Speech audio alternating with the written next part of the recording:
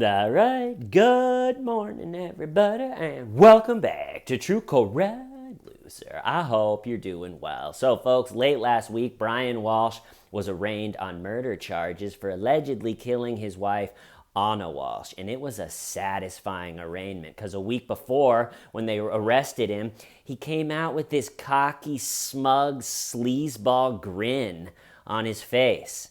What are you grinning about, Brian? Your great wife seems like she's dead. It seems like you did it. Your poor sons are being taken as we speak by the state.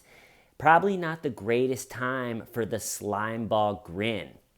But the grin was brutally wiped off his big face at the arraignment as the district attorney, with a heavy Massachusetts accent, read all of the devastating evidence against him while he stood there with the camera on his big face and just stared at her like a lizard looks at a cricket that it wants to eat. The district attorney's going, and then Brian drove his car to his mother's.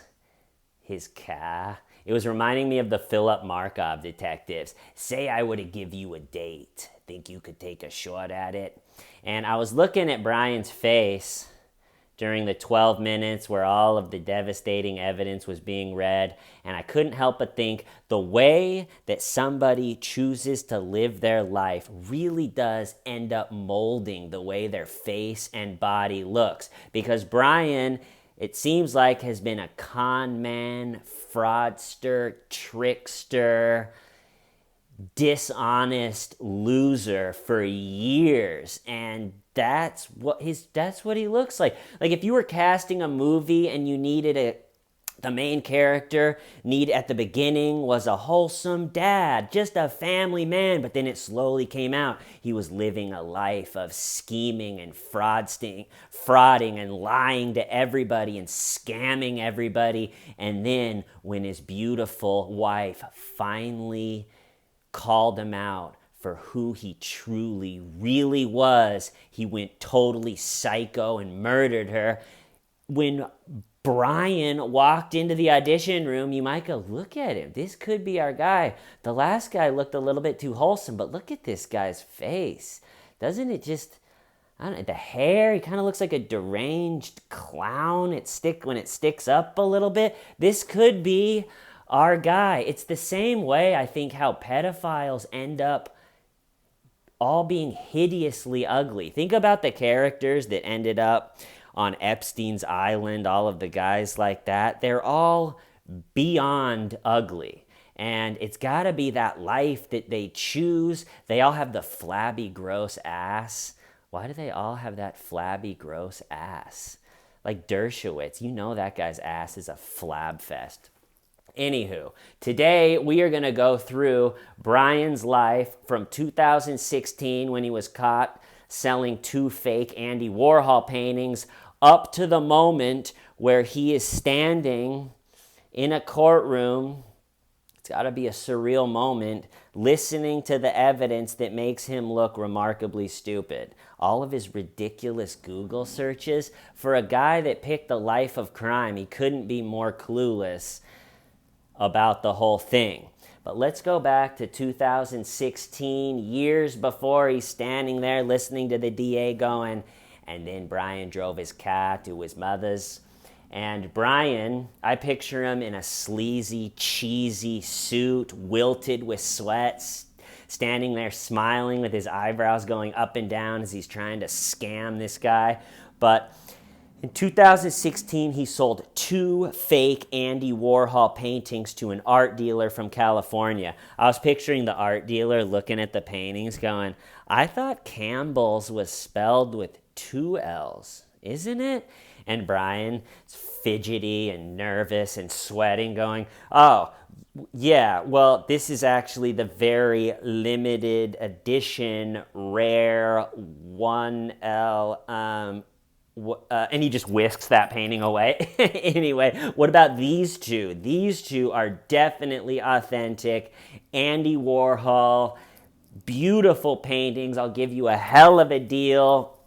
What do you think? 40 grand each? And the art dealer's looking at him like, All right, yeah, okay. And so he sells the two fake Andy Warhols for 80 grand to this art dealer. I went down a whole YouTube wormhole a year or so ago on fake art, the whole world of it, and it's not really a great scam because the crime, which is the painting, and the evidence, which is also the painting, it doesn't go anywhere. It exists and you send it off into the world, and it's not like a scam or a crime where if you unless you get caught actually pulling it off, the doing it, all of a sudden it starts disappearing into the future. Into the past, and it slowly gets further away with a fake art scam, a fake painting scam. The crime, which is the painting, it never disappears into the past. It is right there. It's hung up on someone's wall, and the art world is filled with experts and authenticators and appraisers, and anytime it's bought and sold or auctioned off, it's going to have another expert come and look at it. So for 80 grand, all right, you sold two fake Andy Warhols, but in a way, he probably sold his peace of mind along with it. Because it's like, okay, I sold them, but what's that art dealer going to do with them? Well, he's probably going to sell them, and then whoever buys them is probably going to get an authenticator, and before long, someone's going to figure it out, and they're going to go, wait, this is fake. Who sold you this? They go, this dude Brian with a big scammer face in Massachusetts. So, okay, you get 80 grand, but you're also stuck just chewing your knuckle nervously with your mind racing. Is it going to be auctioned, or is it going to, oh man, this is a lot of bad stuff could happen with my two fake Andy Warhols. Anyway, he gets caught selling the paintings, and Anna, his wife, instead of saying, those paintings you sold, that was the stupidest idea ever. You're endangering our family with all your dumb scams. I want a divorce. I want out. This is not working. Instead, she goes to bat for him. She was telling the judge, listen, judge, yeah, it was dumb. The paintings, okay, but he's a good guy. My mother went through a health thing. He's been there for us. Let's do no prison time. She's recommending no prison time for her husband, staying with him, staying by his side. That whole case is going along. They're about to sentence him. Maybe he would have been let off, and all of a sudden the sentencing gets canceled because it looks like old Brian, the scammer Walsh, stole $1 million from his father, allegedly. That's what it came out. And that was probably electronically. I was picturing him in a dark room with his big giant face lit up by the computer as he electronically transfers. Sorry, Dad. I need money, and the painting thing isn't working out. I got caught.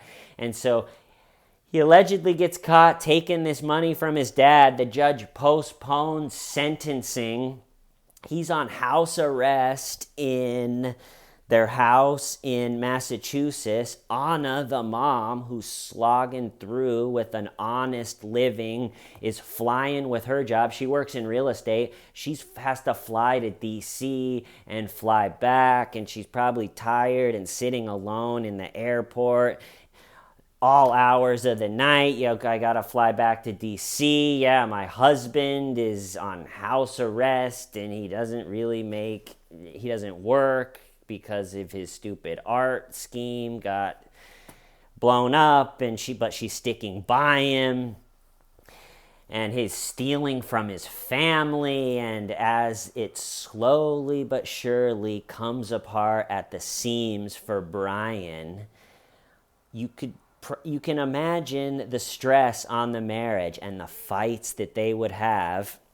And that brings us to New Year's Eve 2022, where Brian said they had dinner with a friend, and then at 4:55 a.m., so as New Year's Eve parties are winding down. We're going to bed. What a night. We danced, we laughed, we loved. It's time to go to bed. On the 1st, Brian is up Googling on his son's iPad at 4:55 a.m. A hell of a way to start the new year. How long before a body starts to smell? And so Brian, you can imagine, I would guess, it's already a little bit of a stressful night, New Year's Eve. There's this pressure to have fun. There's this pressure to start the year on a good note. It's a new chapter. It's a new year. And you can imagine with the way that Brian had been living his life, lying to everybody, scamming, frauding, conning, while his wife Anna slogs away at an honest living, actually putting food on the table for their family.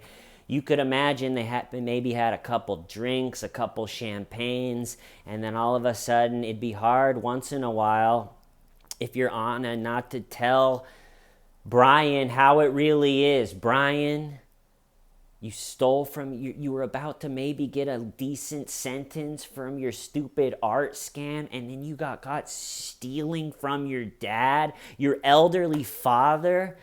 You are pathetic. That is embarrassing, Brian. Come on, get your shit together. And when someone like Brian, looking like a true psycho with the lizard eyes, when somebody, in this case his wife, really truly calls them out for who they really are, and maybe she really just went in and they got into some brutal fight. I think that Brian had been probably fantasizing about killing his wife and somehow getting the money from that whole thing, and he had probably thought about it. Or maybe she said, you know what, I want a divorce. You really are a pathetic loser, Brian. I tried to stay with you. I went to hell and back for you with the Andy Warhols. I tried, but I really just can't with you. You got this big scammer face. It's over. Maybe she told him it was over and he snapped. I don't think he was planning it. I think it was definitely a snap in the moment. He went total psycho rage and he looks like he killed his wife, Anna. And then he starts Googling on his son's iPad as if that's going to trick everybody. He either thought that they don't check your Google, they're not going to look at that. They'll surely just take my story and not check any of the computers. Or he thought that just using his son's iPad, genius. I'll use my son's. They're going to check mine, but they're not going to check my son's iPad. They're not going to go are there any other computers in the house? No, this should be safe.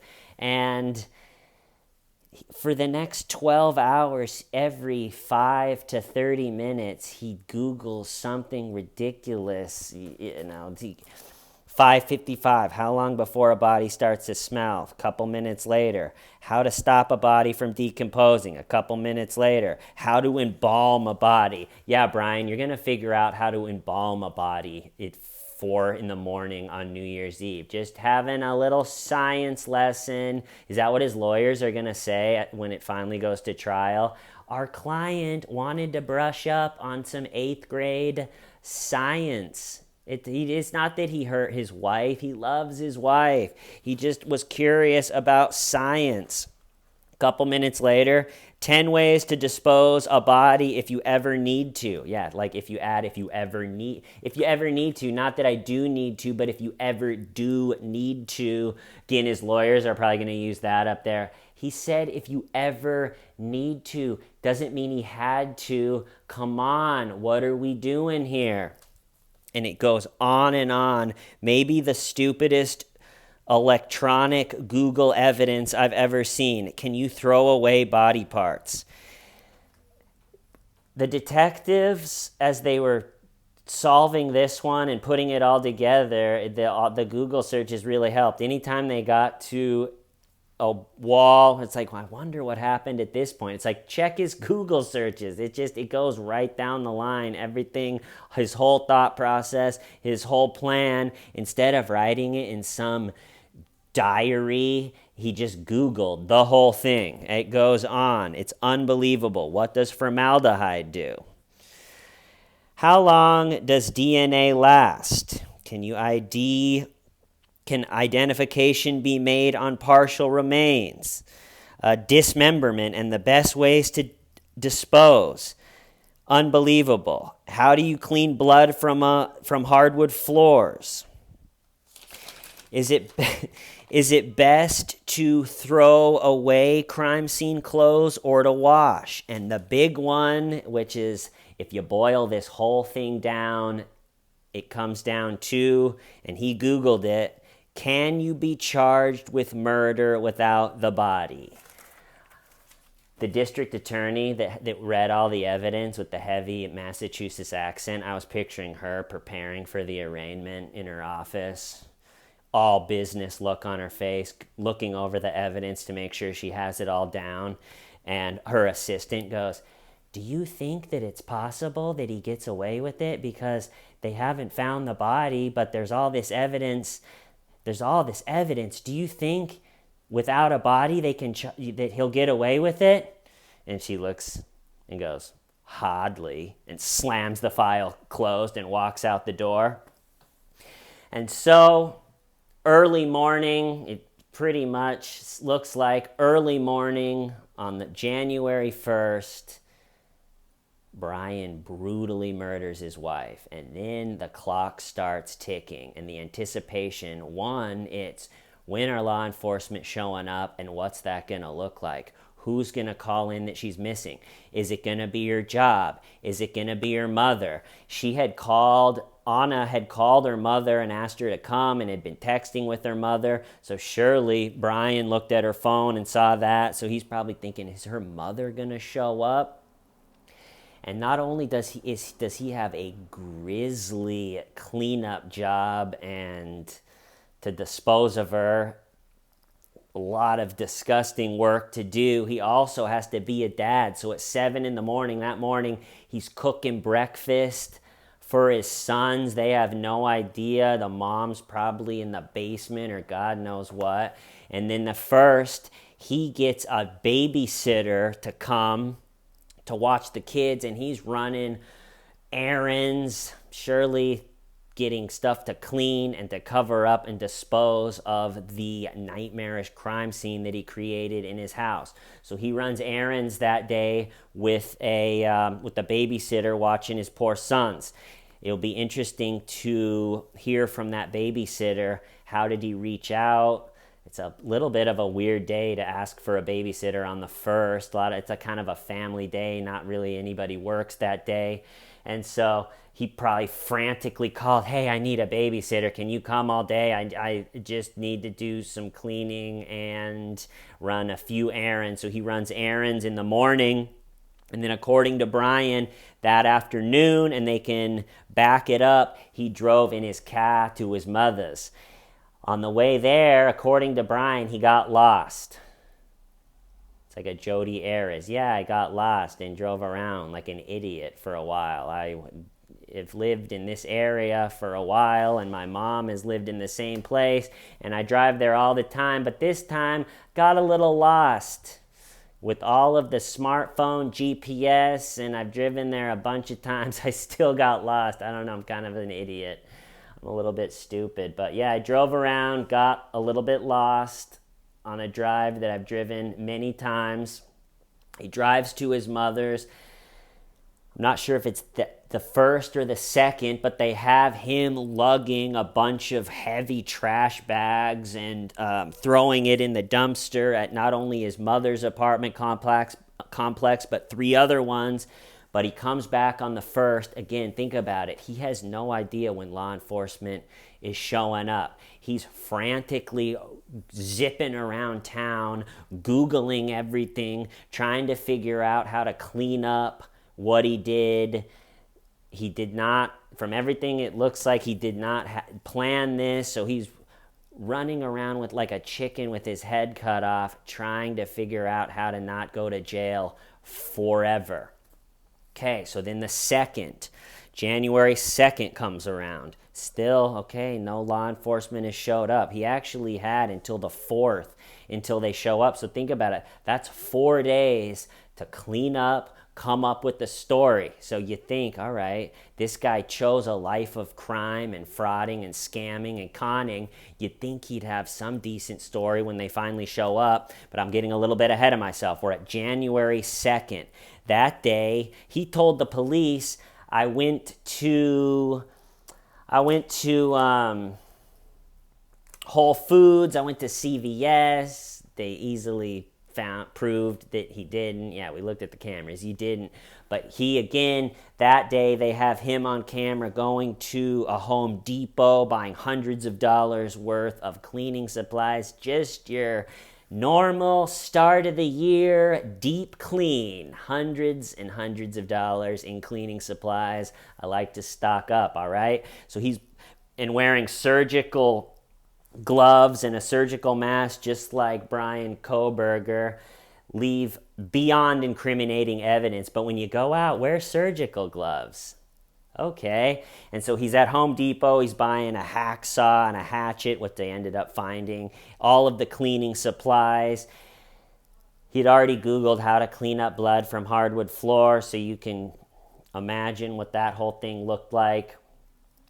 They have him dumping trash bags at the apartment complexes, lugging the heavy trash bags. They ended up finding 10 trash bags with bloody towels and the hacksaw. He had also Googled hacksaw, best way to dismember. They found the hatchet. It's got blood and everything all over it. They found her clothes that he said that she was wearing when she left. 10 trash bags full of all of this stuff from cleaning up and dismembering his wife. They didn't find the body. Again, you boil that down. That's kind of the story with this one. And the people that run the trash distribution center have come forward and said if he threw it away at that point where you see him lugging the heavy trash bags, that trash that it would have gone in was already incinerated. So it's not looking like they're finding the body, but it looks like they found everything else. But that brings us to the 3rd. So now it happened early morning on the 1st, frantic cleaning, horror show day on the 1st. Again, Home Depot day on the 2nd. Yeah, more cleaning supplies, please. The 3rd, and then the 4th.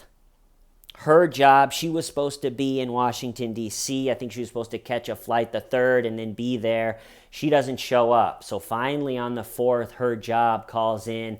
Yeah, our employee was supposed to be here, Anna Walshe, and she's missing. We're a little bit worried about her. So then the police in Massachusetts go do a welfare check. So think he's been cleaning and running all over, hour away and throwing away stuff and pretending to be a deranged dad in between, getting babysitters, the whole thing. And 4 days later, finally the police are at his door. It's got to be surreal, asking Brian, yeah, we're doing a wellness check on your wife, Anna. Have you seen her? And I've heard from law enforcement that he was cooperative and was pretending to be, yeah, we need to find her, and oh really, yeah, I was about ready to call her job because she was missing. Hey, she is missing. I was gonna call you. I just was thinking about the best time to do it.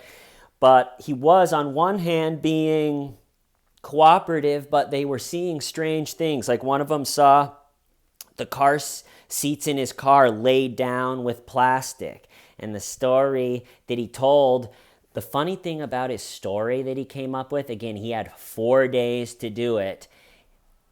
It was all of the things were easily checkable, and you could cross them off. No, Brian, that didn't happen. That's very stupid that you said that. Very easily. So the story he comes up with is that on the first, she took an Uber or a Lyft to the airport to catch a flight, and she flew out of town for her job. He went to CVS and Whole Foods and ran some errands, and so in very quick time, they checked, oh wait, no Uber or Lyft came. He's going, all right, well, darn it. And she went to a flight to catch a flight at the airport. No, she didn't. No, she didn't, Brian. That's one of the easiest things to check. Oh, well, I did go to CVS and Whole Foods. No, you didn't. They have security cameras all over the place. You didn't go there. Oh, all right. Well, I promise I didn't do it. A much better story, still, I don't think he would have gotten away with it either way, but a much better story would have been something like, we got into a rip-roaring fight on New Year's Eve. She told me that she was cheating on me. She said she had a special cell phone that she was using to contact and text with her lover that I didn't even know about, and we were having this fight, and early morning on the 1st, some car picked her up. I don't know, she was talking on the cell phone that I'd never seen before. A black car showed up. I imagine it was her lover. She said, I don't want anything to do with you ever again or the family. I'm out of here. And she left with her lover. And I've been devastated since. And I've just been doing some early year cleaning, trying to take my mind off of that my wife left me. But instead he went with, yeah, she took an Uber. Well, an Uber didn't come. Oh. Damn. All right, well, she took a Lyft? No, Brian, you're just talking nonsense.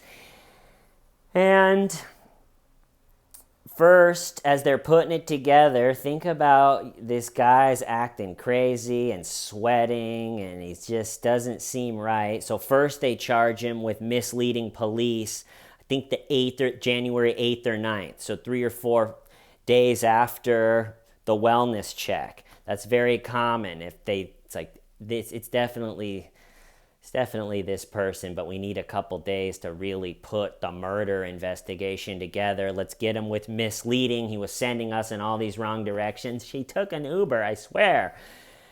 And then 10 days later, they did some really good police work. They have him on camera, like I said, lugging all of the heavy stuff. They went to the disgusting trash distribution center and were able to find all of the towels and the hacksaw and the hatchet, and he would use like some cutting clippers and all of the grisly tools that he used. So they have really good evidence, and it's going to come down, if there ever was a case where you could charge a guy with murder and it's looking like a real good chance of pinning it on him without a body, this is it.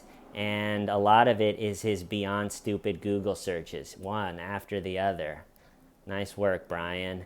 And I feel the same way that I feel with like a Chandler Halderson, where if you're not going to have any plan at all, and you're virtually, because of your actions, going to have pretty much zero chance of getting away with it, you might as well save yourself the grisly dismembering and the horrible cleanup and all of the running around for days with like a chicken with your head cut off. You could just save yourself all of that and just call law enforcement and say, in a terrible fight, I lost my head and did it, and you'd end up probably in the same spot. But we'll see how this one goes. It's probably going to be a while until the trial. Hearing how his lawyers deal with all of those Google searches. Our client loves science, okay? Is going to be really interesting. But I'm going to chop it off there. I love you all. I'll see you next time. Why? Stiving Y. Shamita.